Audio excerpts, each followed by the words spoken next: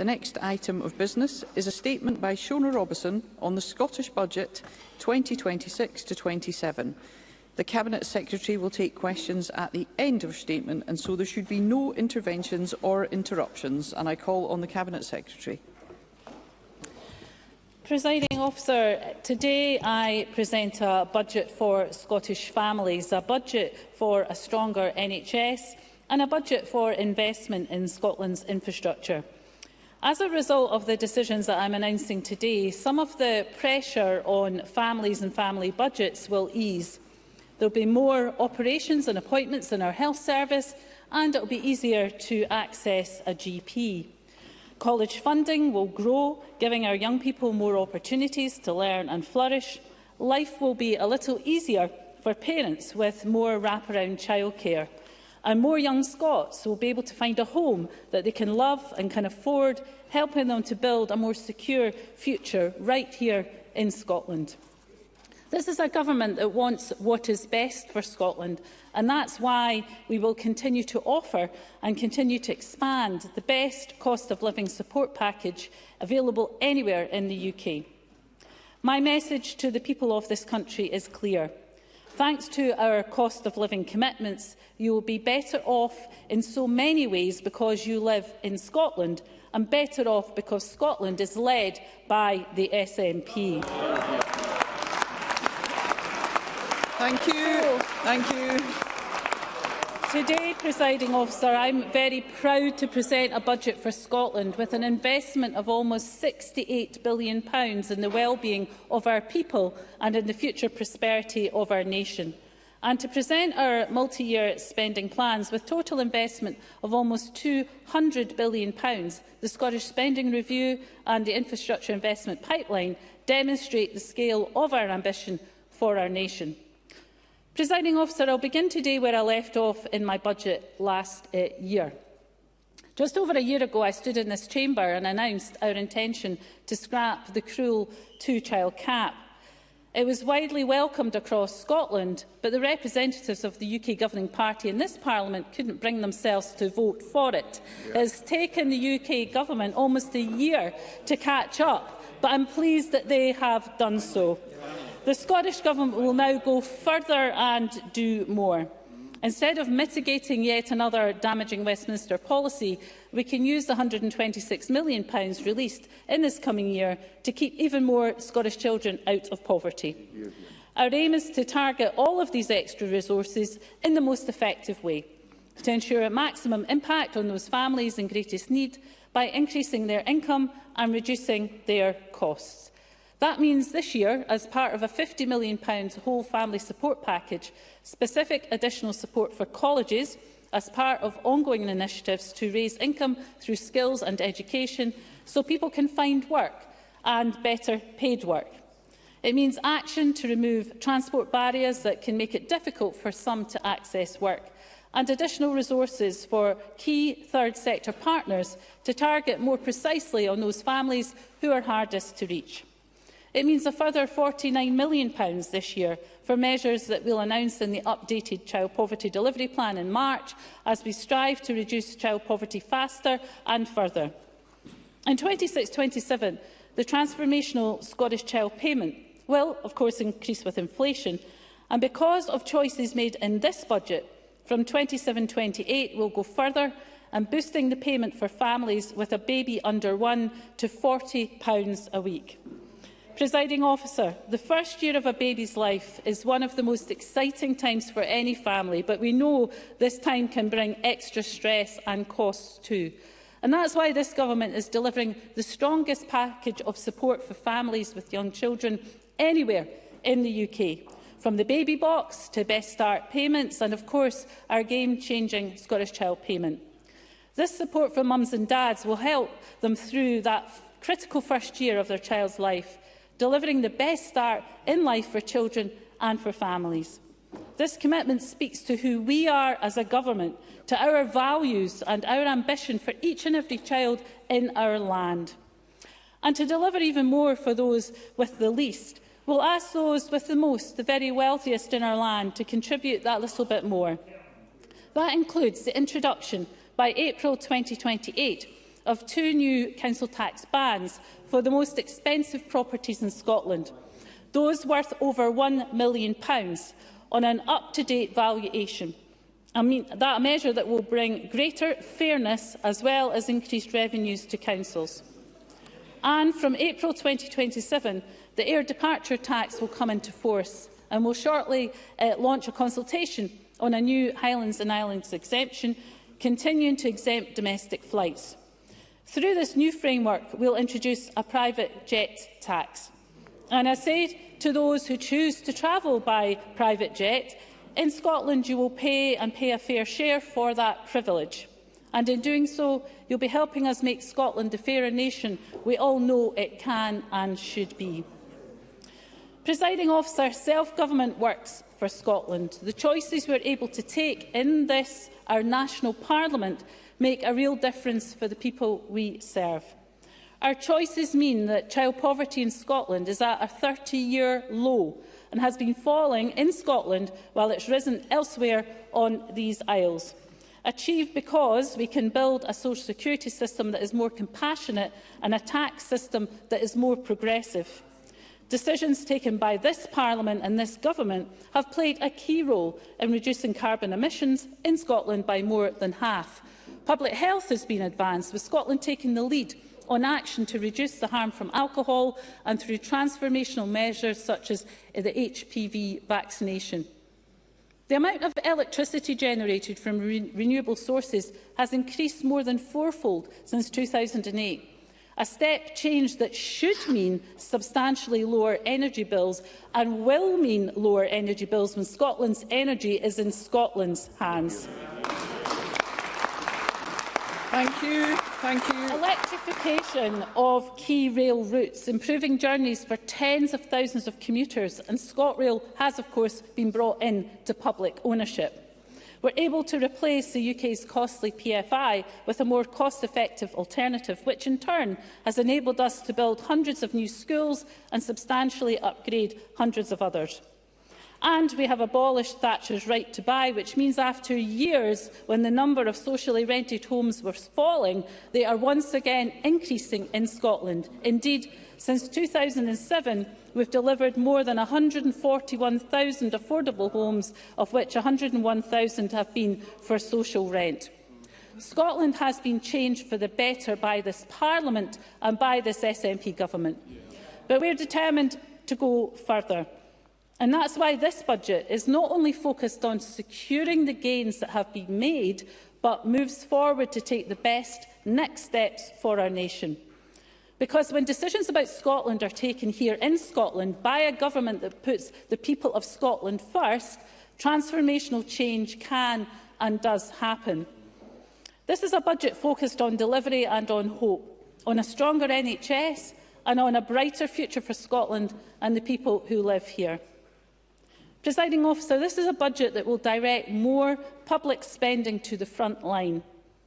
At its very heart is a commitment to effective and efficient policy delivery through a more modern public sector and smarter use of technology, including digital delivery, making it easier for citizens to access the services they need. Our approach to public sector reform will deliver £1.5 billion in efficiencies, helping us protect frontline services from the worst impacts of a tightening fiscal environment, not least due to constraints the UK Government has put on Scotland's budget, including the near £400 million shortfall in funding as a result of the Chancellor's decision to increase employers' national insurance contributions. Our ambition is clear: a Scotland where public services work seamlessly for people, modern in their design and delivery, accessible where and when they are needed, flexible in how they respond, and consistently focused on the best outcome. In short, public services that are centred on the needs of the citizen, not the needs of the system. But of course, for this budget to pass and for the benefits to be felt by families across Scotland, we need support and votes from other parties across this chamber. As before, let's hear one another. As before, my aim has been to seek common ground. Thanks to constructive pre-budget engagement, key priorities of opposition members have been included alongside the priorities of this government in my budget plans today. That includes, among other things, more money to improve neurodevelopmental assessments and care for children and young people, additional investment for changing places toilets, resources to support bus franchising, and support for the redevelopment of Edinburgh's King's Theatre. From our budget conversations, I have no doubt that members across the Chamber will also welcome actions in other key areas. That includes our commitment to the communities affected by the closure of Mossmoran, who will receive targeted support of £9 million over the next 3 years. Our commitment to the residents of Shetland and Orkney, who will benefit from lower costs as we scrap peak fares for islanders on the Northern Isles ferries. And our commitment to the college sector, which will see a substantial 10% increase in funding. That is £70 million extra this year. Alongside this, the Scottish Funding Council, supported by the Scottish Futures Trust, will be working with colleges, including Forth Valley and Dundee and Angus, to develop a comprehensive infrastructure investment plan that addresses local priorities. Presiding Officer, this is a budget for a stronger health service.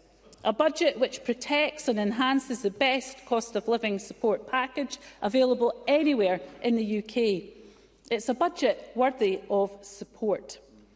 For our NHS, it delivers a record £17.6 billion for frontline services, £2.4 billion to support the vital work of GPs, primary care and community services, and over £2.3 billion of support for social care. It means our health service will have the resources it needs to continue reducing waiting times, to continue cutting waiting lists, and I commend NHS staff for the work that they are doing right now to cut the longest waits, something now achieved for 6 months in a row. There will be more operations and appointments, building on the targeted investment in last year's budget, which has seen a record number of hip and knee procedures and an increase in both inpatient and outpatient appointments. We know what works, and we're investing at record levels so our NHS can do more of it. And there will be significant new investment in our staff, higher wages, improved training and action to support staff well-being, retention and work-life balance. The NHS is nothing without its staff, and I want them to hear loud and clear that they are respected and valued. Thanks to their efforts, the NHS is already getting better, and this budget will continue to support them as they work tirelessly to put patients first. And for the social care sector, today's budget will enable further action to reduce delayed discharges, as the Health Secretary will set out following engagement with local government and health and social care partners. It also provides the resources needed to ensure that where we commission services, those working in adult social care receive as a minimum the real living wage. Once again this year, a bigger share of the health budget is going to primary care. And that means the number of GPs in Scotland will continue to rise, and more GPs will mean easier access. And because we are committed to ending the 8 a.m. rush, this budget contains £36 million to begin the rollout of new high street walk-in GP clinics, with the first coming soon. Our ambition is to deliver the best care, at the right time in the right place, free at the point of need. That includes an ongoing expansion of our Hospital at Home programme so that more people can receive the care they need in the comfort and security of their own home. And have no doubt, we have an NHS in Scotland that is on the path to recovery, an NHS that after COVID, after such a huge shock to the system, is getting better. This is a budget that will enable our health services to do more and to do it better. I have no doubt our constituents will not look favourably, and that is an understatement on any party that can't bring themselves to back a budget that offers so much for our NHS. Thank you. Thank you. Presiding Officer, this is a budget for the well-being of our people and for the prosperity of our nation. A society where the needs of people and planet are to the fore. For the planet, that means we'll continue to play our part in global efforts to tackle the growing climate emergency. That includes an ongoing commitment to decarbonise our economy, with investment to support more carbon-free transport, more carbon-free heating for businesses and homes, and to continue the expansion of renewable electricity generation around our shores. Taken together, we're committing over £5 billion this coming year towards measures that will reduce Scotland's carbon emissions, increase our resilience in the face of climate change, and in many cases save families hard-earned cash. It's an investment in our landscape and our natural environment, assets that are priceless in themselves, but also of vital importance economically. I think of food and drink and tourism sectors that are flourishing and vital to our health and our sense of self, to our well-being in its fullest sense. And it's an investment in those who care for our land, in our rural communities and our farmers, including a new package to nurture and develop regenerative and sustainable skills in food and farming. Presiding Officer, our commitment to the planet extends, of course, to investment beyond our shores. While others are choosing to reduce their commitment to international development, I'm proud to confirm that here in Scotland we'll increase our International Development Fund by a quarter to £16 million. Different choices, different values. Thank you. For our people, this is a budget that delivers record funding to support Scotland's creative and culture sector. As promised, a £20 million increase in the culture budget this year. It's through our songs and our stories that we best express ourselves and best understand ourselves and our place in the world. In these times of uncertainty, in these times when there are so many pressures on family budgets, we can find some solace, maybe even some much-needed escape, in art and dance and laughter and music, and in the shared experience that's a concert or a festival. I think Scotland is richer because of our world-famous culture, and this government stands full square behind our fantastic creative sector. It's a budget that creates new opportunities for Scots to learn and to flourish. That includes not only extra funding for our colleges, but also for our universities, including £20 million for the University of Dundee and an ongoing commitment to Scotland's high-quality apprenticeships, which this year alone will provide more than 31,000 Scots with a pathway to a sustainable, well-paid job. There will be targeted support to ensure critical skills shortages in our offshore renewables sector are met and to help retrain workers in the oil and gas sector. This is a government that is serious about a just transition and serious about making the most of our renewables opportunity. I know also that many young Scots are struggling to get on the housing ladder, struggling to find affordable homes to rent or to buy. So we'll deliver record levels of investment to help deliver even more homes, a new generation of affordable, livable, energy-efficient homes. Our plans provide vital support for children with additional support needs and give local councils the resources they need to continue narrowing the attainment gap and deliver on our commitments on class contact time. Overall, funding for local government will increase by 2% in real terms comparing budget to budget, a settlement that is fair and which recognises the important role of local government in the delivery of key services. Decisions on council tax rates will of course be taken locally. However, this is a reasonable deal, and given the cost of living pressures that we all recognise, I urge local authorities to translate this settlement into reasonable decisions on council tax. Presiding Officer, our ambition is for a society that is strong and an economy that is flourishing. Scotland is a nation of innovators, of wealth creators, and this budget is designed to support those whose efforts are essential if our economy is to grow. The most prosperous future for Scotland means being able to use our resources to deliver a clear competitive advantage for Scottish business. And that's why this government believes Scotland's energy resources should, of course, be in Scotland's hands. There's no good reason why Scottish companies are paying such high energy costs. Short of independence, however, there are steps we can and will take to see more direct benefits from our renewables revolution in our economy. That includes in this budget resources to support the creation of a diverse and sustainable supply chain for offshore wind here in Scotland. It means money in this budget to support a just transition for our industrial sector, including targeted investment in the Grangemouth industrial cluster.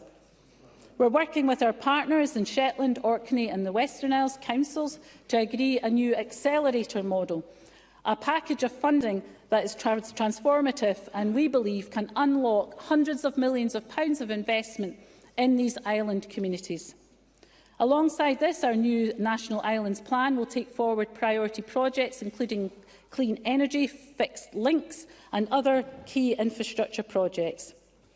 These investments will form part of a capital investment programme worth £7.6 billion, which, given that infrastructure investment is a recognised driver of growth, will deliver significant economic benefits across our economy.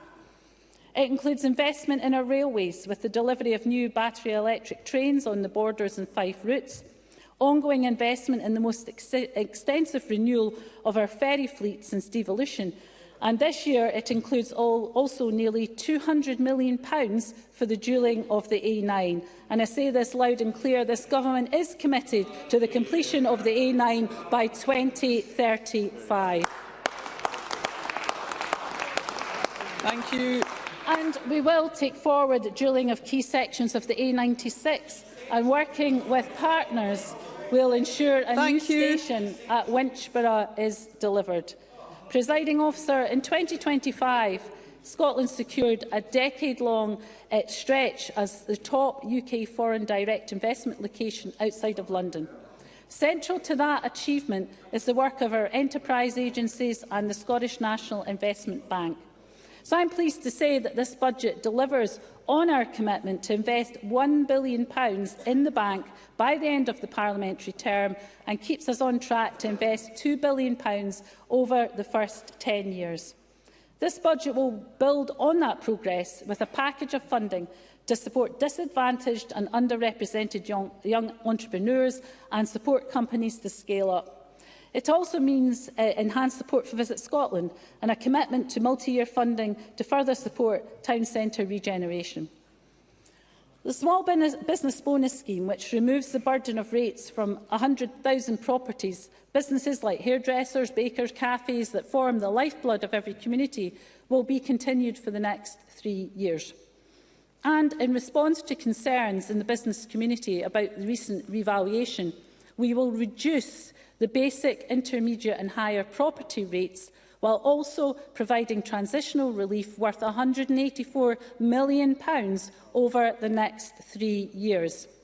We'll also provide 15% non-domestic rates relief in 2026-27, and for each of the 3 years of the revaluation cycle, worth £138 million over 3 years for retail, hospitality and leisure premises liable for the basic and intermediate property rate, capped at £110,000 per business per year.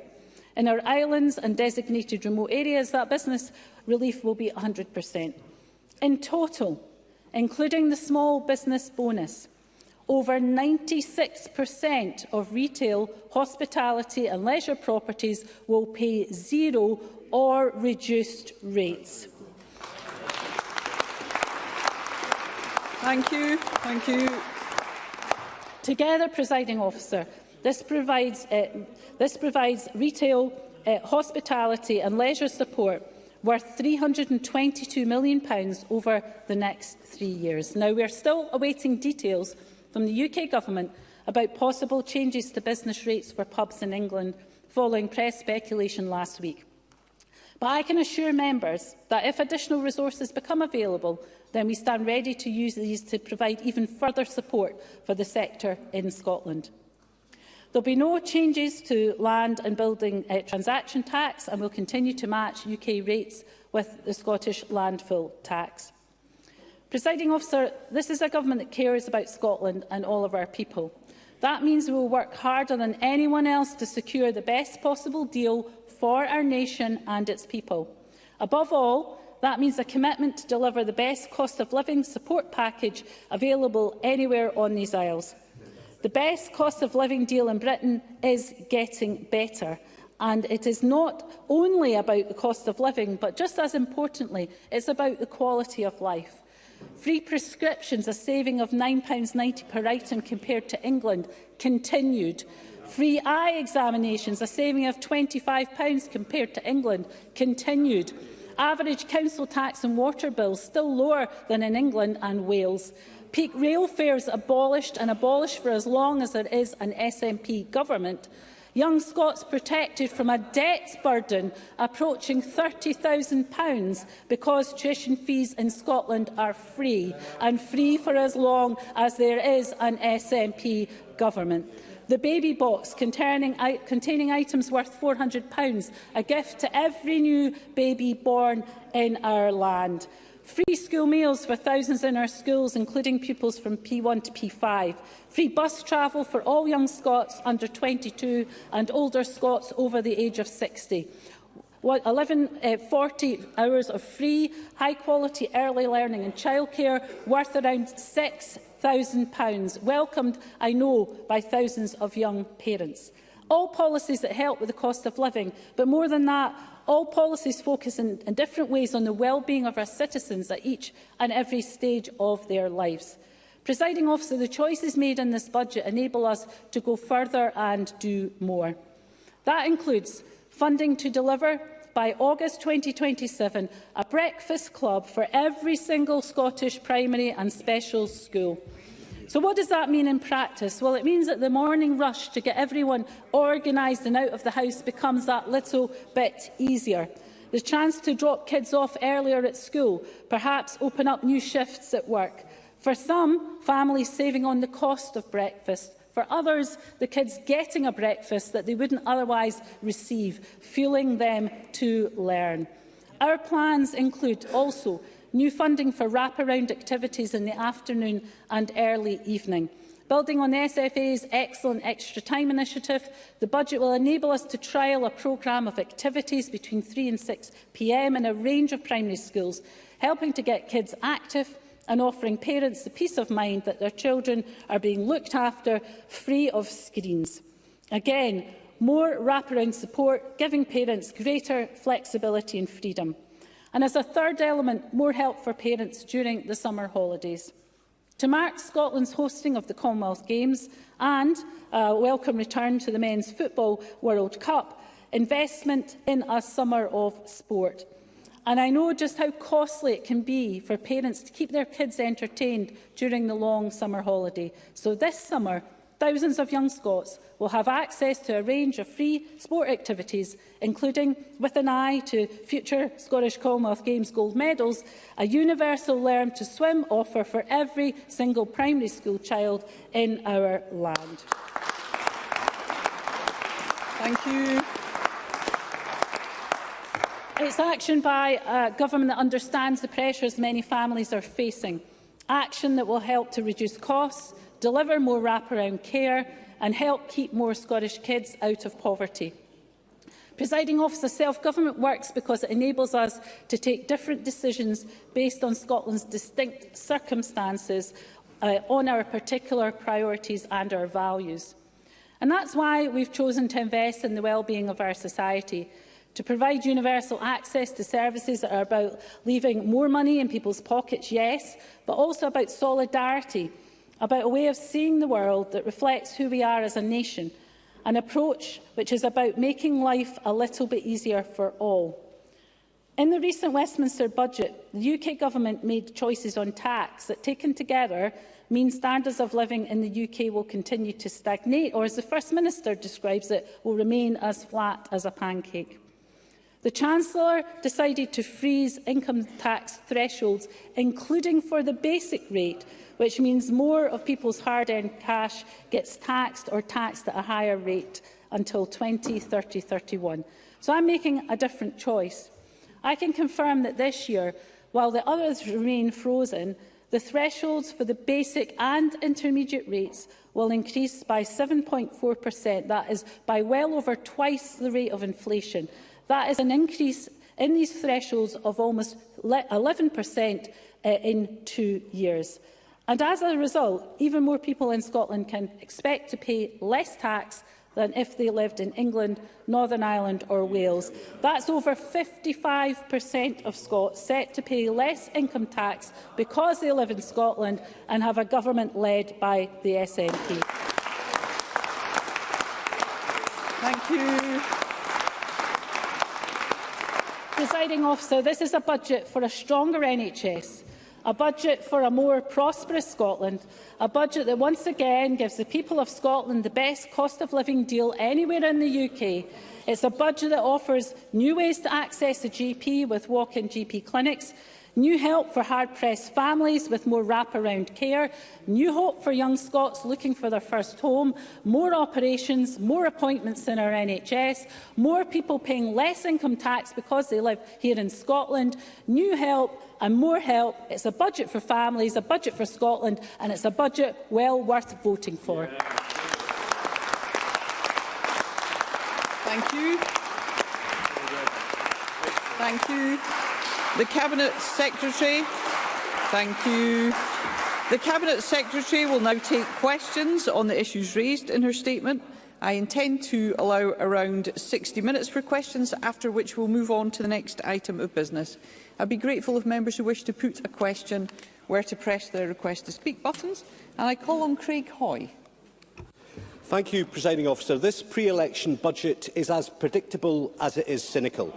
But the problem that John Swinney and Shona Robison face today is that hard-working Scots who are tired of being taxed to hilt by the SNP simply won't wear it. It will not wash, because we know and they know that John Swinney has repeatedly hiked their taxes and will never do what the Scottish Conservatives would do, which is to comprehensively cut tax and increase thresholds now and into the future. And while today's change to thresholds for the basic and intermediate rates are to be welcomed, it does nothing for those people at the middle of the tax band that are paying 50% tax on the pound between £43,000 and £50,000. That is the cost of the SNP. But this budget, like all SNP budgets, is smoke and mirrors, tax and spend, and still prioritises welfare over work, with £650 million extra being spent in the social justice portfolio. But with an election just 113 days away, John Swinney thinks he can morph from Che Guevara into Adam Smith with no intervening steps. But ultimately, nothing has changed, because at its core, this SNP government remains high on tax. Let's hear Mr. Hoy. On delivery. Let us hear Mr. Hoy. Mr. Swinney chuntering away, because under the SNP today, Scotland still remains the highest tax part of the United Kingdom. Mr. Hoy. Sorry, I'm finding it very difficult to hear, Mr. Hoy. Let's be courteous. Mr. Swinney doesn't want to hear his litany of failure being read out in this chamber, because economic growth is an afterthought. Public services are failing, and businesses deprived of rates relief in full and now still potentially facing huge revaluation bills are continuing to teeter on the brink despite the modest concessions today. So let's look at what Shona Robison has announced. More foreign aid when people are struggling at home. A £36 million increase in the Constitutional and External Affairs budget. A secret stash for his secret plan. And cuts to economically productive areas, including cuts to the budget for the Scottish National Investment Bank and for Scottish enterprise. So does anyone, beyond the SNP's clapping seals, believe that the fundamentals of the Scottish economy will improve as a result of today's budget? So as she prepares to ride off into the sunset, leaving someone else to clear up the mess she's created, I ask Shona Robison this: will the overall tax burden on Scottish households and Scottish businesses rise or fall as a result of this budget? How many businesses and how many jobs will be lost as a result of this government's failure to pass on in full the rates relief they've received in the past and to create a new system to stop this very damaging rates revaluation? And which infrastructure projects, such as the fuel dualling of the A96, will be shelved as a result of the ongoing gap in this government's capital funding? Presiding Officer, This failing SNP government cannot reverse the rot that has been set into public finances and the £5 billion budget black hole that it still faces. Lily-livered Labour says that they will let this budget pass. The Liberal Democrats look set to be lining up to support it, and Reform are rolling in behind more benefit spending. So ahead of an election which will be defined by the cost of living, isn't the truth this? Only the Scottish Conservatives are standing up for Scottish taxpayers, saving Scotland from an SNP government that relegates growth, puts welfare over work and is still wedded to high tax for hard-working Scots. Thank you. Cabinet Secretary. Well, I'll tell you what's cynical is having £1 billion of unaffordable, unfunded tax cuts and not telling the public which public services you're going to cut by £1 billion. That is what is cynical. And before we go any further, let me just say here and now, I don't expect a single member of the Tory backbenches here today to ask for a single penny of extra funding for public services, given your front bench would cut them by £1 billion. So we'll not hear any ask for more money. No ask. Let's hear one another from the Tory backbenches. So let me say this. As I set out in my statement, the estimates from the impact of this budget will mean that 55% of taxpayers will pay less in Scotland. It actually rises to 57% after costs like pension deductions.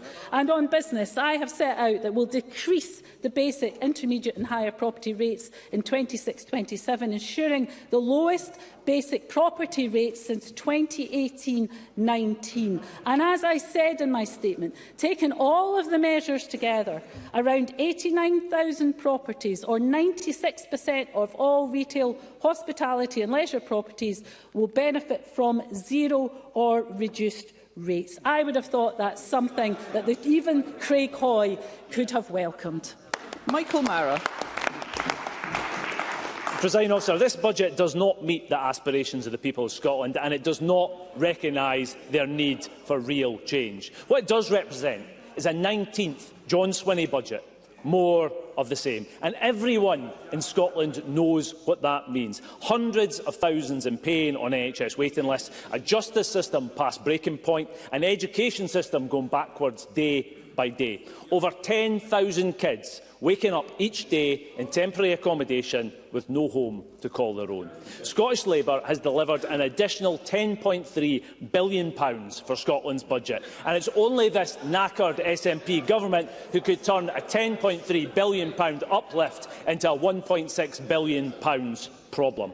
The positive measures in this budget see the SNP desperately trying to fix a few of their own mistakes. They want to pretend they're turning the corner on their own abysmal record. In reality, they have decimated Scotland's finances and brought our services to their knees. When I have asked SNP ministers what their plan is for desperately needed change in our hospitals, our schools, our colleges, our universities, change for our businesses, for families across Scotland, it's apparent they do not even understand the question, let alone have the answers. Their incompetence has taken Scotland's NHS to the brink, with people suffering in pain and a booming waiting list for direct flights to Lithuania for hip and knee replacements. And we have nearly £500 million each year that could be spent on Scotland's schools, upgrading our roads or building more houses. Instead, it's wasted on delayed discharge, something the SNP promised to eradicate 11 years ago. On top of that, £1 billion lost to Scotland's budget due to what the Independent Fiscal Commission calls economic performance gap, a direct result of their abject failure to grow Scotland's economy. This is the true record of the SNP government. So why on earth would a 19th John Swinney budget change Scotland's direction? Is it not the case, Presiding Officer, that the real opportunity for change is just weeks away, when a new government can deliver real change? And isn't the only way we can finally kick out this knackered SNP government and choose a new direction for Scotland is with Scottish Labour? Cabinet Secretary. I'd firstly like to thank Michael Mara for Labour's decision to abstain on the budget without costing us a single penny for the second year in a row. It's most helpful, and I thank him for that. In terms of the investment in the NHS, as I set out in my statement, we've had falls in long waits for 6 months in a row. This budget puts the investment in our NHS to make sure that continues over the next few months, because we know how important important that issue is for the people of Scotland. It, of course, also includes the massive investment in housing, £4.9 billion over the course of the spending review to tackle the issues of temporary accommodation and make sure everyone has a house that is warm, affordable to live in. But, you know, there is a fundamental truth here. When Anna Sarwar said that Labour was not in a strong negotiating position on the budget, I've just got some advice to Michael Mara. Asking for something is a good start if you want to have a negotiating position on the budget. And maybe third time lucky next year, eh? Through the chair always, Ross Greer. Thank you, Presiding Officer. The devil, of course, is always in the detail, but I am glad the Scottish Government has accepted Green proposals to fund the likes of childcare expansion with tax rises on the super-rich, a mansion tax on £1 million homes and a charge on the 12,000 private jet flights taken in Scotland every year. Now, I've called on the First Minister repeatedly to deliver more support for the workers facing redundancy at Mossmorton, and I welcome that that proposal has been accepted. But the Scottish Greens and trade unions have called on that funding to be conditioned on guaranteed job interviews for the workers who are being abandoned by Exxon. So can the Cabinet Secretary confirm that the Mossmorton support grants will only go to businesses who offer those job interviews to the highly skilled workers who have just spent a Christmas wondering how they will provide for their families in 2026? Cabinet Secretary. First of all, can I welcome the productive discussions that the Scottish Greens had with me over the budget. I think the budget is better for inclusion of opposition asks, but opposition obviously have to ask for them first. On Mossmorton, of course, we are really pleased to support the workforce there and to enable the development of important economic opportunities in the area. In principle, I'm quite supportive of the suggestion that Ross Greer makes, because it is important that those workers affected are the first in line to get an opportunity for growth and business opportunities from the investment that we're going to make. So in principle, yes, and I'm sure the Deputy First Minister will take forward the details of that. Jamie Green. Thank you, Presiding Officer. The question here really isn't about how the budget passes, it's about what you get out of it if it does. And the Scottish Liberal Democrats are in the business of just getting stuff done. So we've been clear with the SNP. If we see movement on our key areas of priority, then yes, there's a conversation to be had. Fixing social care, funding our colleges, flexible childcare, supporting people with neurodivergence, supporting hospices, supporting small businesses and young entrepreneurs, and that every young person deserves a home of their own. So I'm pleased to see that many of the Liberal Democrat asks do feature in today's budget.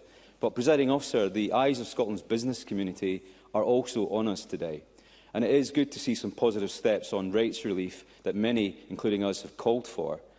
But too many businesses, particularly in hospitality and self-catering, are still facing choppy waters ahead. So my question to the Cabinet Secretary is this: will she continue to work with me in the coming weeks to see how further targeted additional support might give more Scottish businesses that much-needed relief that they desperately need and deserve? Cabinet Secretary. Can I also thank Jamie Green for the very positive and constructive engagement that he has given on behalf of the Liberal Democrats, and that he's welcomed many of the asks that feature within the budget. As Jamie Green has recognised, there is substantial support for business that I've set out in my statement. I would also recognise the importance of the independent gill review of hospitality business methods of valuation, something the hospitality sector were very, very keen on, and of course that work is going to continue with pace. Of course, I will agree to continue to work with him and others. As I've said, it is very opaque and lacking in information about what the UK Government's intentions are, if they're going to go further or not. We found out through the press, not through any communication from the UK Government, which is disappointing. But let me reiterate the point that if there are further consequentials flowing from what I guess is a U-turn by the UK Government in terms of the position in England, then of course we would want to support the hospitality sector further. So I have written to the Chief Secretary of the Treasury asking for a meeting urgently to discuss, and I know my colleagues in Wales and Northern Ireland are also keen to do that. Call Kenneth Gibson to be followed by Murdo Fraser.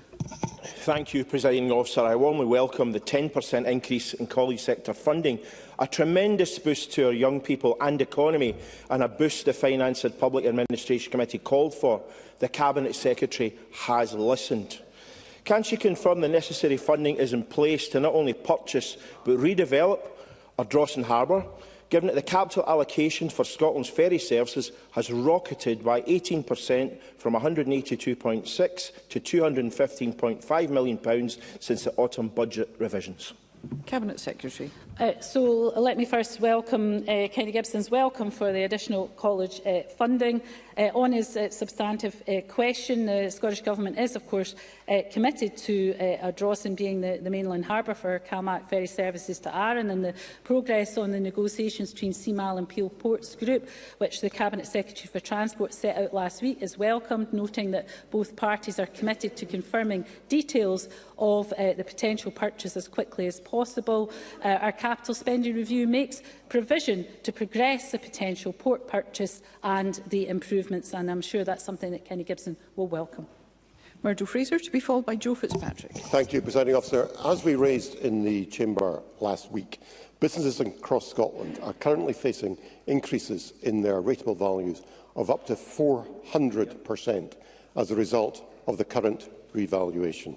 Any hopes that that revaluation might be delayed or scrapped altogether have been dashed today, and the reliefs announced will come nowhere close to compensating for the increases that are coming down the track. So what assessment has the Scottish Government made of the number of businesses in hard-pressed sectors like hospitality who will go to the wall as a result of the choices made by this Finance Secretary? Cabinet Secretary. Well, first of all, it is, of course, an independent process, which Murdo Fraser knows full well. We do understand the concerns, which is why Ivan McKee has been engaging with both the assessors and businesses to listen to those concerns. There is a process of pre-agreement discussions with assessors and a system of appeals, but the reliefs that I have announced today is a package of £322 million to support businesses through the transitional reliefs and the reliefs to retail, hospitality and leisure. I would have thought that that is something that Murdo Fraser would have welcomed. And of course I have been clear, if there is further funding for the hospitality sector from the UK Government, then further funding will go to the hospitality sector in Scotland. Again, I would have hoped that's something he could have welcomed. Joe Fitzpatrick to be followed by Jackie Bailey. Thank you, Presiding Officer. Colleges are of vital importance in supporting people in their learning journeys and making sure Scotland has the skills our economy needs. So can the Cabinet Secretary say more about how the college sector will be supported through her budget, in particular the ambitious plans being developed by Dundee and Angus College? Cabinet Secretary. So for Scotland's colleges, the budget delivers a combined increase of £70 million in resource and capital funding, equivalent to a 10% uplift on last year's budget. The Further Education Minister recently met at Dundee and Angus College to discuss their ambitious proposals, and the Infrastructure Investment Plan that I'm publishing today confirms that the Scottish Funding Council will continue to work closely with Dundee and Angus as they progress work on the options to address their local priorities through their upcoming 10-year college infrastructure plan, which is due in the autumn of this year. It is a fantastic project and very well led by local leadership in Dundee and Angus College. Jackie Bailey to be followed by Kevin Stewart. Health and social care partnerships responsible for delivering social care face a funding gap of £560 million in this year alone, and COSLA estimates there is a need for £750 million for next year. If the SNP is claiming that they are funding social care adequately, then why are lifeline care services being slashed? Why are Health and Co social care partnerships declaring a social care crisis? Why are they only funding the most critical care so that people are stuck in hospital unable to get out? And why is there a growing waiting list for care assessments? And why are essential packages of care being denied? So let me ask the Cabinet Secretary, why therefore are the most vulnerable people in Scotland being let down by this SNP government? Cabinet Secretary.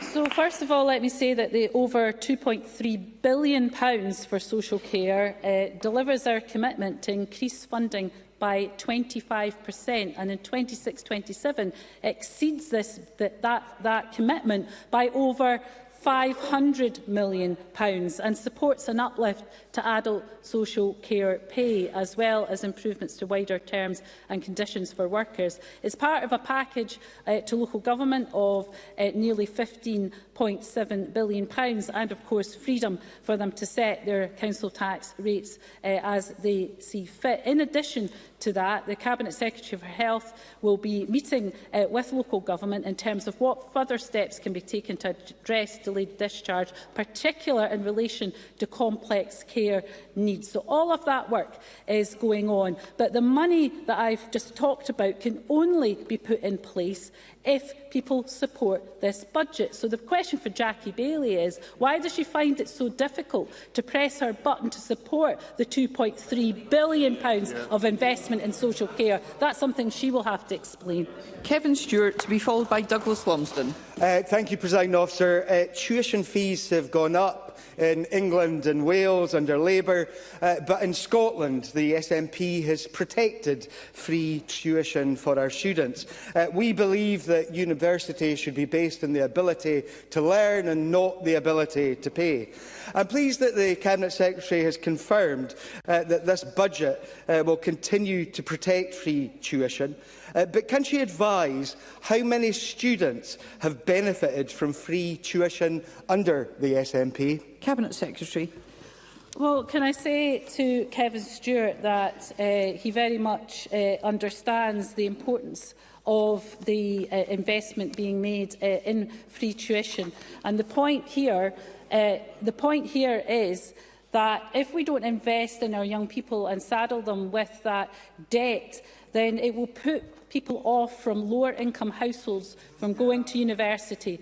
I was the first person in my family to go to university, and I did so because of the supports that were in place. If I had had to face the debt that young people in England were having to face through tuition fees, I don't think I would have gone. I'm very happy to give Kevin Stewart in writing the number of students who have benefited from free tuition to date. Douglas Lumsden, to be followed by Paul McLennan. Presiding Officer, thousands of oil and gas jobs are lost every month while the SNP have a presumption against new oil and gas. And in the face of this jobs emergency, the SNP response is to allocate a pitiful £3 million to support former oil and gas workers into renewables. So when will this devolved government open its eyes to what is happening to the oil and gas sector and back our workers that keep the lights on for families right across Scotland? Cabinet Secretary. Well, of course, one of the most important things we've done is demand that the UK Labour government get rid of the Energy Profits Levy. The Energy Profits Levy that Douglas Lumsden and his colleagues introduced in the first place. Something they don't like to hear about because it doesn't suit their narrative. But we will repeat it, and we will repeat it and repeat it. EPL was born out of the Tory UK government. Paul McLennan, to be followed by Paul O'Kane. Thank you, Presiding Officer. I welcome the announcements made today to give the best start in life for children and families. This will benefit thousands in East Lothian. Can I ask the Cabinet Secretary how this budget will continue to drive down child poverty and, in particular, increase support for families? Cabinet Secretary. Well, we've put child poverty very much at the heart of this budget and the spending review, which outlines how we'll drive continued progress. This includes more than £100 million to support the delivery of a universal breakfast club offer for primary school-aged children and increased investment in wraparound childcare through the school day.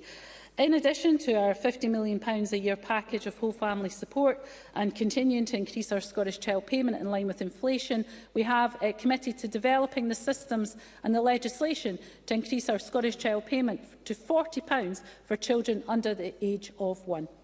Paul O'Kane, to be followed by Jackie Dunbar. Thank you, Presiding Officer. There are adults working in Wales today who benefited from free breakfast clubs 2 decades ago, as the Welsh Labour scheme has been up and running since 2004. The UK Labour government began rolling out free breakfast clubs in all state schools within a year of taking office and have boosted funding for after-school clubs in England to support the most isolated children.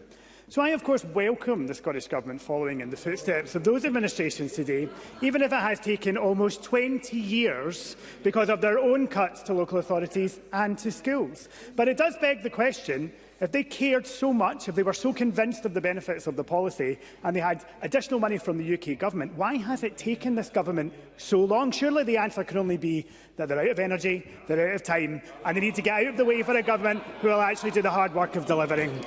Cabinet Secretary.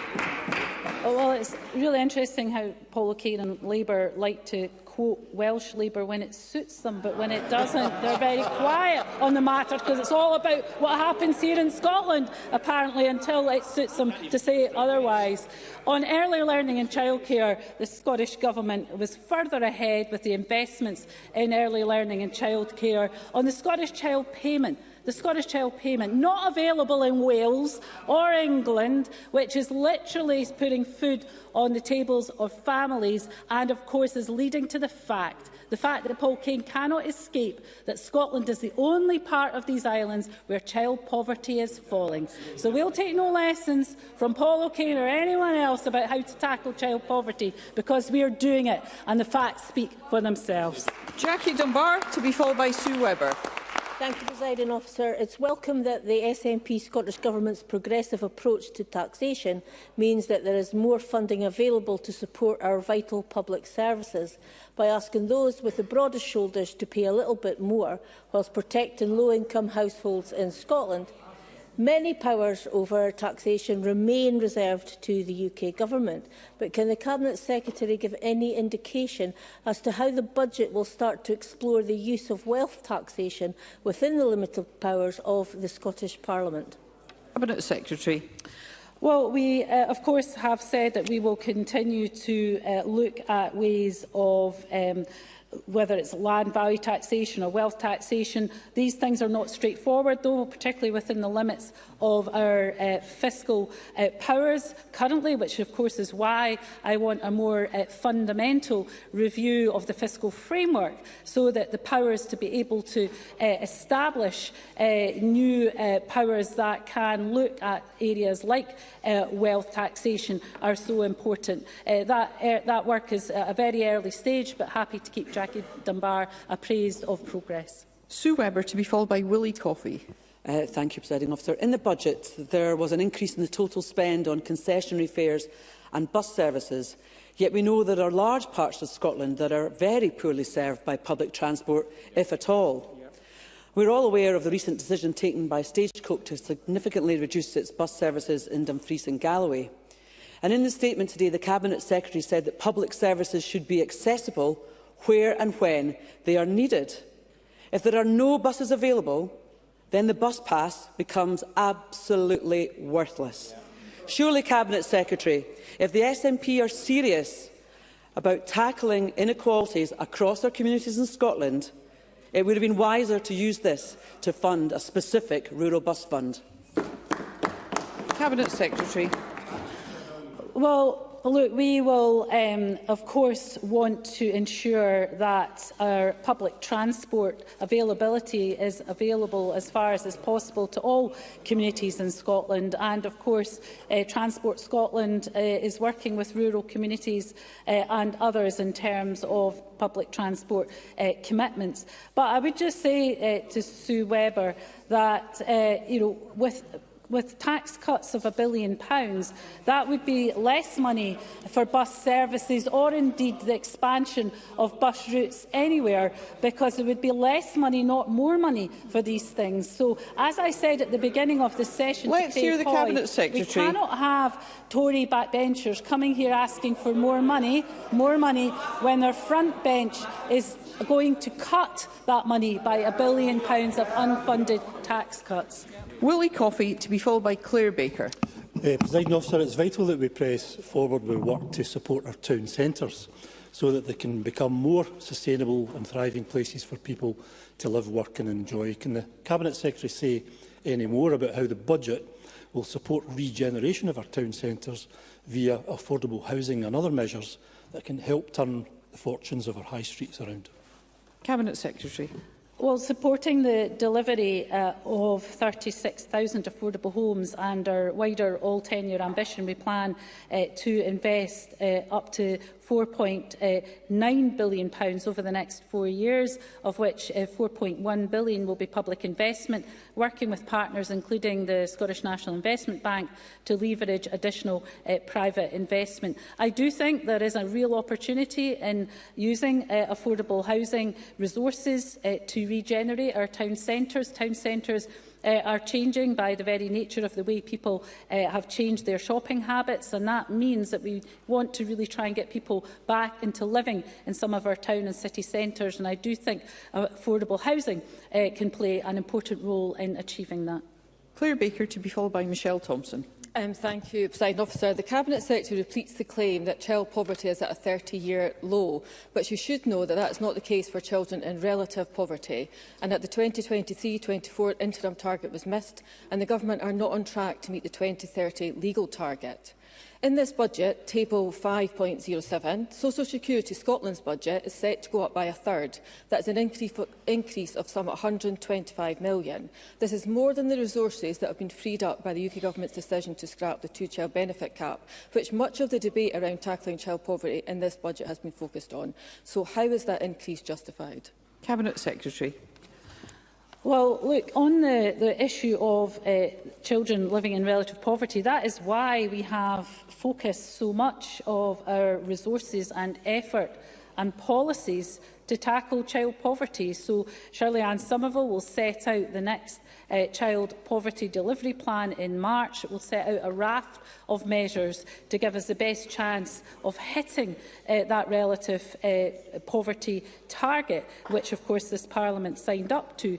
But I would hope that Claire Baker, feeling so strongly about this issue, given the measures that are in this budget to help tackle child poverty, will find a way of wanting to support this budget and the resources that are included in it to tackle child poverty, rather than just sitting on her hands. Michelle Thompson, to be followed by Miles Briggs. Thank you, Presiding Officer. I welcome the continued investment in the Scottish National Investment Bank as a key enabler in economic growth. The detail of the table shows that the bank can now reinvest income received. So can the Cabinet Secretary confirm if the Treasury rules are now the same as the British Business Bank? And, however, just as importantly, can the Cabinet Secretary confirm if underspends at the end of any financial year, which is restrictions set by the Scottish Government, have they been removed as well? Cabinet Secretary. Well, of course, Michelle Thompson will be well aware of some of the changes that were made to the fiscal framework that will enable us in terms of having a flow of resources through into the next financial year, which were very welcome. The work that we have done to ensure, with the prudent management of the finances, that we are able to pass money through into the reserve, but also reduce the use of Scotland, which of course is one of our few sources of flexible resources available to us. Michelle Thompson will be aware, though, of the limitations of the fiscal framework that I referred to earlier on. That is why I want to negotiate something far more ambitious, and that is something that I've raised with the Chief Secretary to the Treasurer on a number of occasions.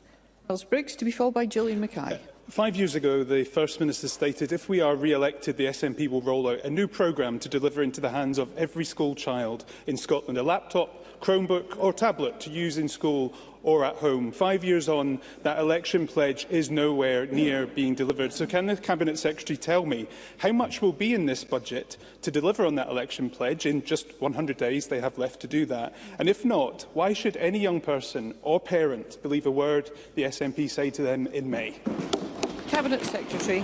Well, what I would say to Miles Briggs is this government has invested in our schools, invested in our teachers, invested in local government so that they can provide the education resources that are required, invested in the People Equity Fund, which enables head teachers to make some of the discrete purchasing options that they have if they wish to use those resources to support young people who would otherwise struggle to have one of those devices. Then, of course, those resources can be used for that. But it is a bit rich for Miles Briggs to come here and talk about any of these things, because his £1 billion cut to public services would not just prevent anything being delivered additional in our schools, it would impact on school budgets. There would be swathing cuts to local government, swathing cuts to the NHS, and Miles Briggs knows it full well.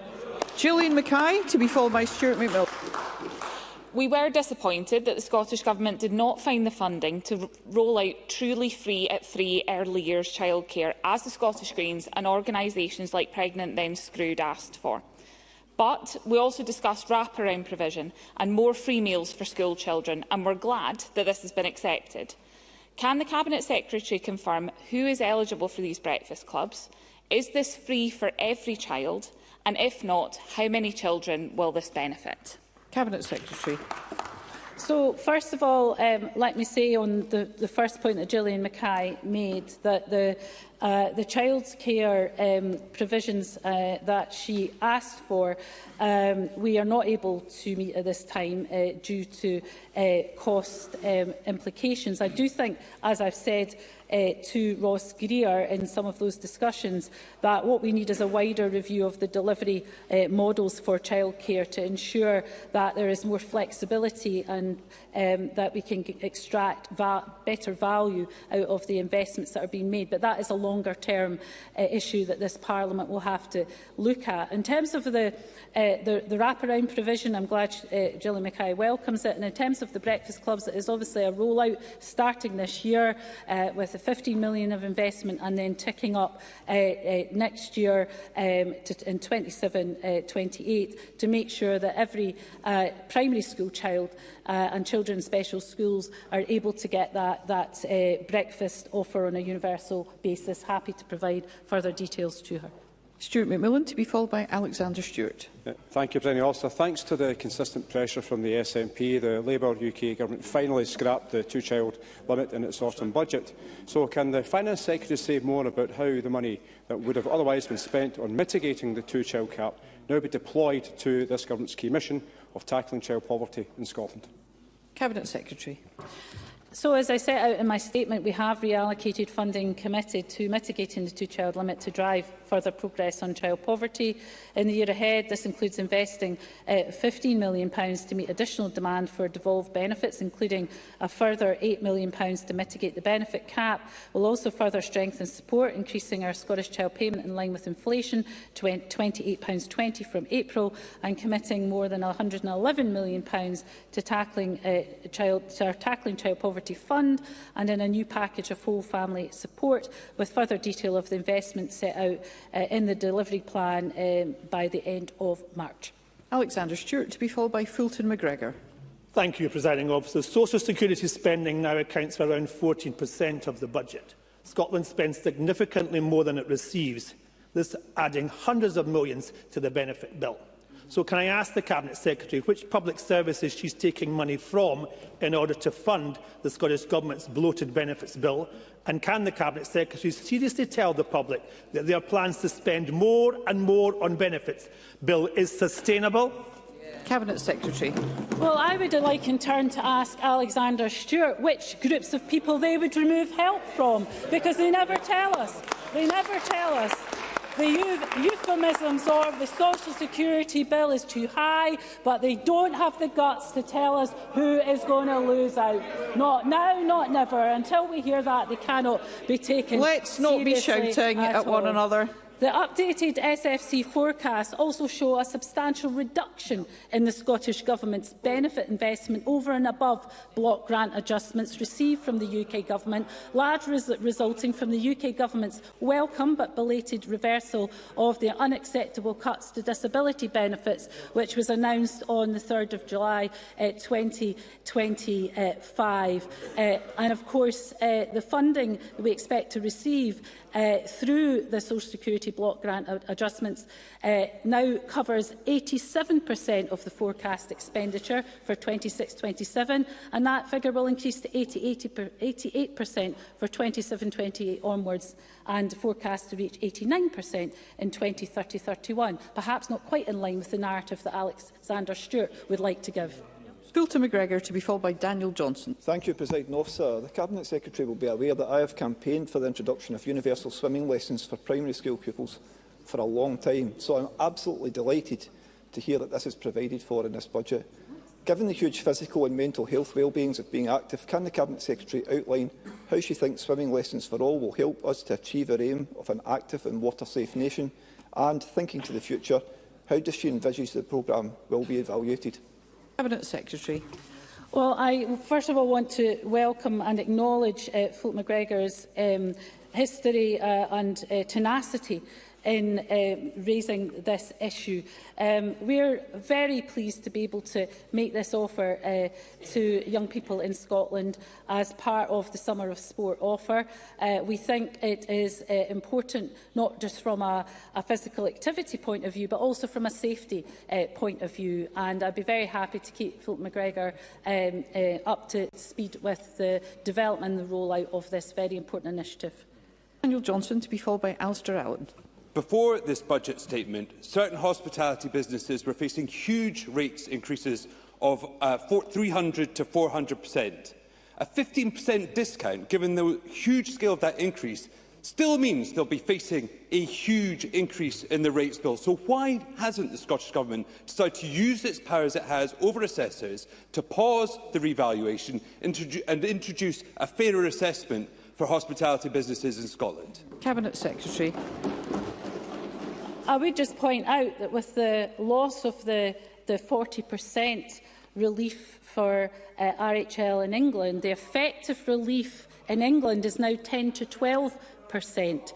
So the 15% RHL relief, I think, is quite competitive with that comparison. Let's hear one another. I have set out in my budget over £320 million of support through transitional relief and through RHL relief, passing on the vast bulk of consequentials for business that we have received. To go further, we would have had to have taken money from other areas of the budget, and I was loath to do so. If Daniel Johnson wants to suggest where that should be from, he is always welcome to do so. However, if the UK Government follow through on what they've been briefing to the media about additional support for hospitality, and that results in further consequentials, then of course we will look to support the hospitality sector further here in Scotland. That's a commitment I've given on a number of occasions in the Chamber this afternoon. Thank you. We are two-thirds of our way through the allotted time for questions. We have not yet reached half of those who'd like to put a question. I'd be grateful for concise questions and responses, and also if we could hear one another. Alistair Allen, to be followed by Megan Gallagher. Will appreciate the budget's support for cost of living during such a financially challenging time for so many people. My constituency of Nehalen and Anir has some of the highest fuel poverty rates in the country. So can the Cabinet Secretary outline what specific support is included in today's budget for those in rural and island areas who are struggling with rising bills? Cabinet Secretary. So I'm deeply aware that island communities continue to face some of the highest fuel poverty levels in Scotland. This budget continues support for the Island Cost Crisis Emergency Fund, which since 2022 has distributed £4.4 million to support vulnerable households, including £1.1 million for Western Isles Council. In addition, through area-based schemes, we've invested over £13 million in the Western Isles since 2013, helping 3,500 fuel-poor households make their homes warmer. And this budget will continue advancing social and economic prosperity on our islands in line with our new National Islands Plan. Megan Gallagher, to be followed by George Adam. Thank you, Presiding Officer. Whilst an uplift to the housing budget is welcome, the Cabinet Secretary knows that encouraging private investment is key to solving Scotland's housing crisis. And I did find it interesting that there was little to no mention of the housing emergency in her statement today, because of course a housing emergency was declared by this Parliament. The Cabinet Secretary talks a good game about attracting investment to deliver more homes, but we know that policies such as rent controls and the proposed building safety levy threatens to put additional pressure on the private sector. So can the Cabinet Secretary tell Parliament today how today's budget will support the private house building sector, and will she commit to eradicating punitive taxes that will make it more difficult for the sector to build the homes that we desperately need here in Scotland? Cabinet Secretary. Well, I don't think a £4.9 billion investment in affordable housing can be accusing us of ignoring housing or the housing emergency. That is a massive investment over the course of the spending review, 800 million of which we have been clear will come from the private sector, and a lot of work is going on around mid-market rents, around build to rent, to make sure that the private sector is working in partnership with us to grow that pot to the extent that it can in order to meet the needs of the people of Scotland, and that work is going well. I'm sure something that Megan Gallagher would want to welcome. George Adam, to be followed by Fergus Ewing. Thank you, Presiding Officer. I'm pleased to hear that this SNP Scottish budget will deliver record funding for our NHS. Can the Cabinet Secretary advise how this level of investment in health in the Scottish Government will impact on delivery of vital services across Scotland? And will she join me in calling opposition members across this chamber to get off the fence and back this budget so that we can provide our NHS with the funding it deserves? Cabinet Secretary. Well, can I say to George Amney, he's absolutely right to welcome the funding, £22.5 billion for the portfolio. That includes £17.6 billion for NHS boards, £2.3 billion for social care and integration, and over £2.4 billion for primary care. All of that funding meeting the people's priorities, which we know the NHS is in terms of that investment, but also of the transformation of services. And Neil Gray, as the Health Secretary, has certainly set out some ambitious plans for transformation to ensure that as much of that money as possible goes to the frontline services. Fergus Ewing, to be followed by Jamie Hepburn. Presiding Officer, in documents that the Scottish Government were forced under FOI to release, it's been disclosed that Transport Scotland advised the First Minister and other ministers in 2023, 3 years ago, that there would be no money for the Nairn bypass this session of Parliament. But more than that, the position in the next 5 years would be, and I quote, equally challenging. So, very simple question for the Cabinet Secretary, requiring, I think, honesty and candour to my constituents in Nairn. Will the Nairn bypass be constructed and operational by the end of this decade, 2030, yes or no? Cabinet Secretary. So let me say a number of things.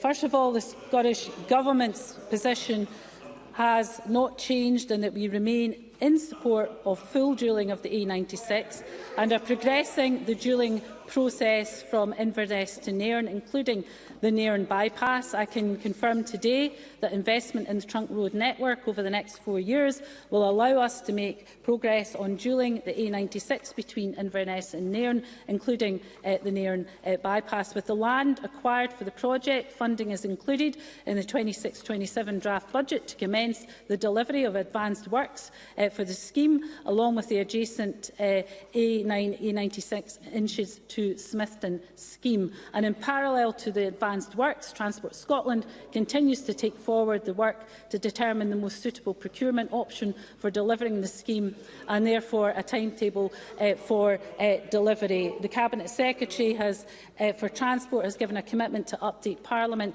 when this work has concluded. But let me be clear, there is funding Briefly, for the Cabinet A96 Secretary. Inverness to Nairn in the budget and across the CSR in 26-27, 27-28, 28-29 and 29-30. Something Fergus Ewing, I hope, will welcome. I call Jamie Hepburn to be followed by Jackson Carlaw. Just last month, we saw the Scottish Government announce £300,000 of funding for Commonwealth Theatre, with £100,000 from Creative Scotland announced as well. Can the Cabinet Secretary set out what opportunities arise out of this year's budget for continued support for the theatre and indeed for the wider cultural sector in Scotland? Cabinet Secretary.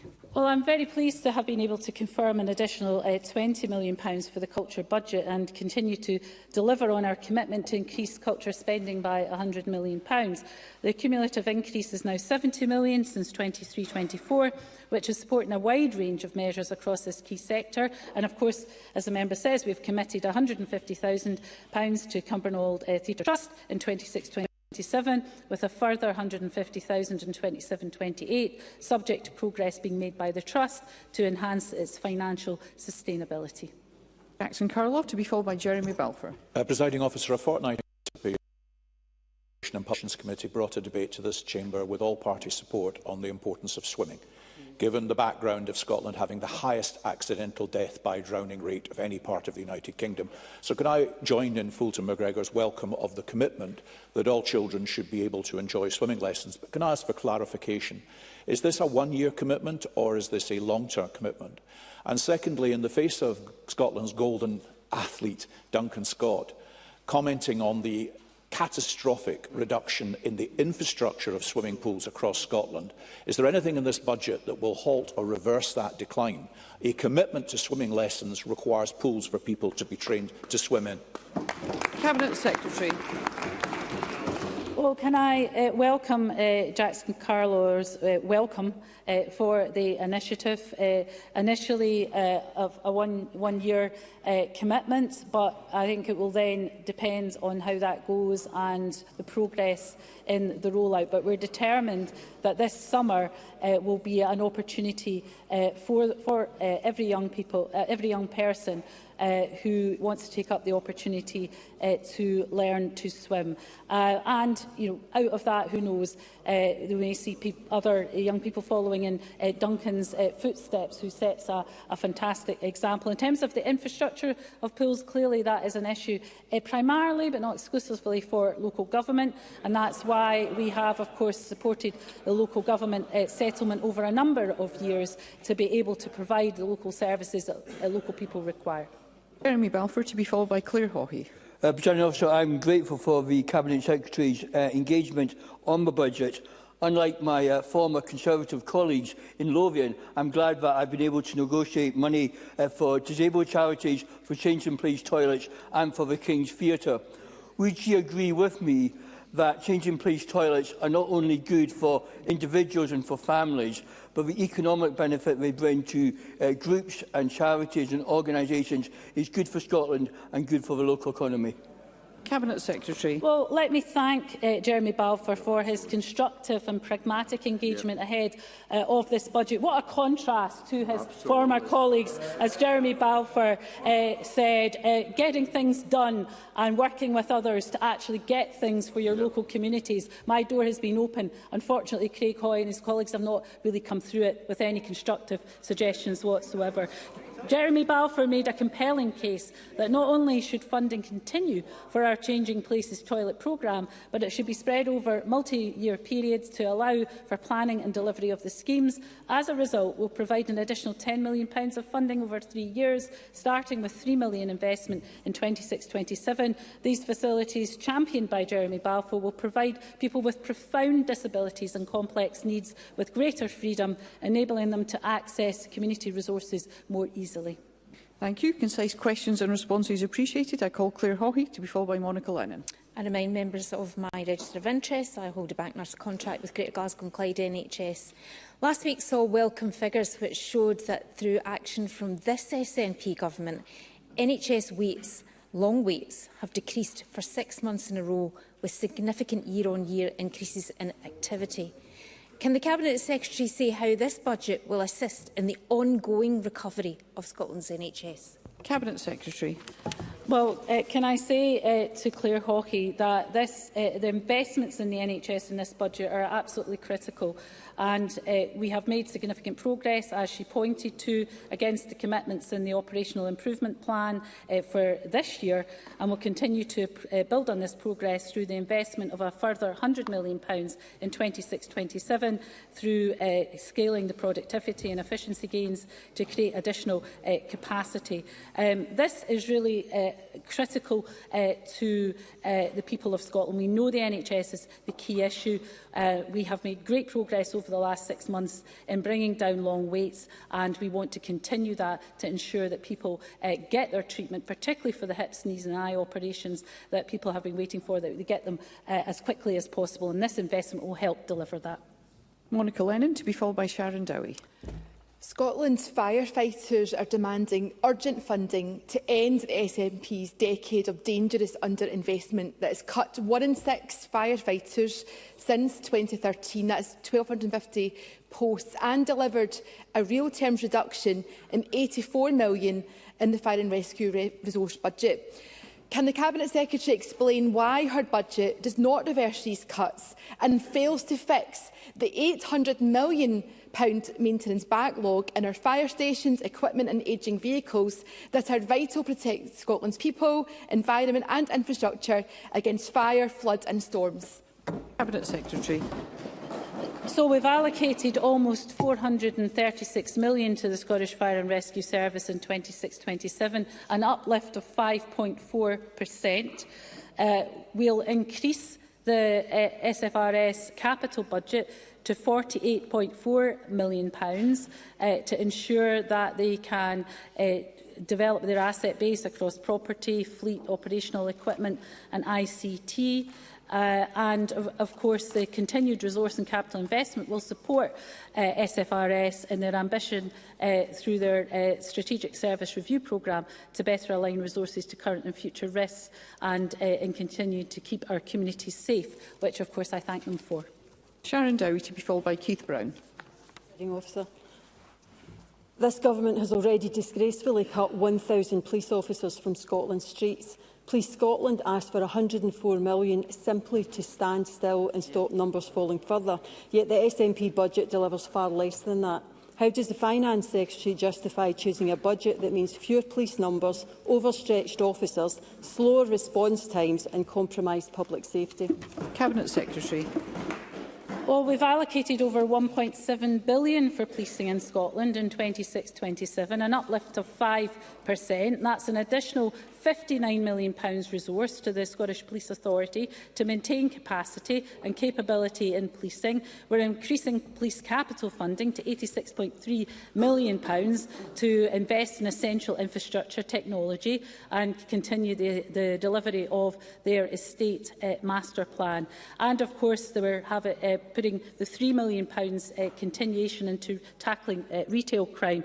But all of that is put at risk because of Sharon Dowie's support for £1 billion of tax cuts. None of that funding, none of it would be possible if we were to cut taxes by £1 billion. All of it would go. Police funding, college funding, NHS funding, local government funding, all of it would go. So the hypocrisy from Tory backbenchers of asking for more money is absolutely incredible and will have no credibility with the public whatsoever. Keith Brown, to be followed by Willie Rennie. The Cabinet Secretary be aware that I have led a campaign locally seeking extra funding for the college sector, particularly in relation to the continued existence of the Alloa campus of Forth Valley College. My constituents will be absolutely delighted by the Government announcement today of a 10% increase in funding. They will be absolutely appalled to find out the Labour Party never asked for a penny for colleges or intend not to vote for the 10% increase. Will the Cabinet Secretary confirm that, having made this fantastic announcement of a 10% increase, she has no reason to expect that the Scottish Funding Council and Forth Valley College will not now play their part and ensure the continued long-term sustainable future of the Alloa campus of Forth Valley College? Cabinet Secretary. So Keith Brown is right that the 10% uplift in funding for colleges will allow Forth Valley College to make strategic spending decisions in the interests of communities that it serves as soon as the Scottish Funding Council have confirmed allocations. The Minister will chair a meeting in Alloa with the FVC, the Scottish Funding Council, business and trade unions later this month to discuss. Clearly, a decision about the Alloa campus is ultimately a matter for the board of the college. Nevertheless, I have a view that the campus is valuable to the community and should remain open. And I'm hoping that the resources being made available will make that more likely. I call Willie Rennie. Liberal Democrats asked for support for neurodevelopmental assessments for children and young people, and we're pleased that it's in the budget. But can I ask the Cabinet Secretary about the construction of special schools, because some of the special schools in my part of the world are the worst schools in my part of the world, and they deserve an improvement.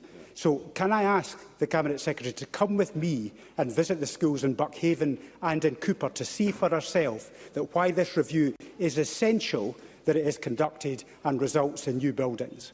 Cabinet Secretary. Well, first of all, obviously the infrastructure investment pipeline sets out a number of commitments, one of which is the next phase of the LEAP programme, which has been a very successful funding model of shared costs between Scottish Government and local government, and it has delivered. I think we went from 62% of schools in a good condition to something over 93% of schools in that condition. So a lot of progress has been made. Clearly, there are some schools that still require attention, and what I would say to Willie Rennie is that that new phase of the LEAP programme, we are keen to think about the role of special schools within that. So we will continue to work with local authorities, including Fife Council, and I'm sure Willie Rennie will be kept appraised, and I'm sure education ministers would be happy to visit some of the schools within his patch. I call Brian Whittle.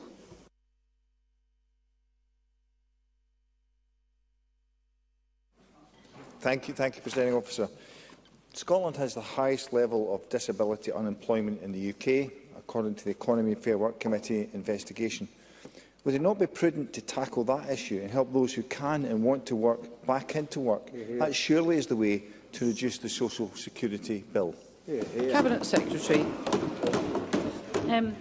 I would have hoped that Brian Whittle might have welcomed the summer of sport. I know it's an area of interest that he's raised before, but I'm sure he will in due course. In terms of the issue that he raises, we have safeguarded the funding for employability at £90 million, but we've actually gone further than that in terms of the work that we're going to do with colleges. We were really impressed with the proposals set out by Colleges Scotland around how to support people back into work. And that will include people with additional needs who will find the college a less threatening environment to take part in some of those employability and skills programmes. So I'm really excited to see how those programmes develop with the college sector to help us make sure that we support people back into employment. I call Audrey Nicholl to be followed by John Mason. Thank you, Presiding Officer. And community justice services play a hugely important but sadly often unrecognised role in rehabilitation of offenders and reducing recidivism. So this in turn makes a significant contribution to the Scottish Government's priorities to support families, promote well-being and eradicate child poverty. So will the Cabinet Secretary reaffirm that this budget will maintain the level of support required to deliver sustainable and meaningful community justice services across Scotland? Cabinet Secretary. So yes, I can say to the member that we, of course, recognise the value of community justice. In this budget, community justice funding will increase by £10 million to a record £169 million, building on the £25 million of additional investment over the past 2 years, because we know that expanding alternatives to custody, such as diversion and community sentencing, have been proven to reduce reoffending and have been proven to be very successful. I call John Mason to be followed by Claire Adamson. Thank you. Normally when we face an emergency, we put aside good things to focus on that emergency. And if we really have a housing emergency, should we not be setting aside more of the expenditure, such as roads, and putting more money into housing? Cabinet Secretary. Well, can I say to John Mason that we are putting more money into housing, £4.9 billion of investment over the spending review period. £4.1 billion of that is public investment that will lever in at least a further £800 million of private sector investment in things like mid-market rents, build-to-rent, all of which will contribute towards the delivery of affordable homes. So I hope that is something that John Mason will welcome. It is one of the biggest capital investments across all of our capital funding, given that capital is reducing after this year, unfortunately, due to the UK Government spending review. It is quite a commitment that we have marshalled the capital resources available to us and prioritised affordable housing. Claire Adamson to be followed by Liam Kerr. Thank you, Presiding Officer. Cabinet Secretary, Scotland has always taken its international responsibilities very seriously indeed, and we have a proud tradition of supporting those in need. This is of course reflected by the Government's ambitions in terms of climate justice and reparation. Can I ask what provision in this budget makes for funding of international development, particularly regarding issues connected to climate justice? Cabinet Secretary. Well, I was very pleased to be able to increase, as I said in my statement, the funding to international development. Something that I think says a lot about the values of this government. I think that are in tune with the values of the Scottish people, something that I find it quite difficult to understand the hostility of the Tory benches to increasing investment in international development, because by investing in international development, I think is part of the contribution to making the world safer, because we know through sustainable communities, particularly in third world countries, and helping them to help themselves, that is a good investment and one that we are proud to make. Liam Kerr to be followed by Karen Adam. Thank you, Presiding Officer. I declare my interest as a practising solicitor. The Scottish Courts and Tribunals Service warned that without a £40 million baseline uplift, trials will be delayed, such that some would take over 2 years to conclude. This budget delivers £4.2 million, a tenth of what is needed. So what advice does the Cabinet Secretary have for victims of crime waiting over 2 years for justice? Cabinet Secretary. Well, of course, under Liam Kerr's plans, that budget would be cut because there would be £1 billion less to spend on public services. So members on the Tory benches cannot come here and ask for more money when they want to cut investment in public services by £1 billion. I have met with the Lord President and we have discussed the requirements of the Scottish Courts and Tribunal Service. We will continue to discuss those matters, but the investments that we are making across the justice system will ensure that people receive justice in a timely manner, and that is what this government is focused on. And Karen Adam. Thank you, Presiding Officer, and I welcome this budget, showing that Scotland is in safe hands with this SNP government. In comparison to previous disastrous Westminster governments, this government is putting the most vulnerable at the heart of their budgetary decisions. Can I ask the Cabinet Secretary, what will this do for rural communities and for our rural economy, particularly against a backdrop where Westminster have slighted our rural community? Cabinet Secretary. Well, I can say to Karen Adam that there is substantial investment in our rural communities in terms of continuing the work in supporting our agricultural sector, but also in terms of the peat restoration and the forestry investment. These are really important investments, not just in terms of the local economies and jobs, but also in terms of our climate ambitions. In addition to that, there is some really ambitious agreements that are being worked on with our island communities, with the accelerator model for Shetland, Orkney and the Western Isles. That has the potential to lever in hundreds of millions of investment, and again, very happy to keep Parliament updated about these developments. Thank you. That concludes the ministerial statement. There will be a short pause before we move to the next item of business.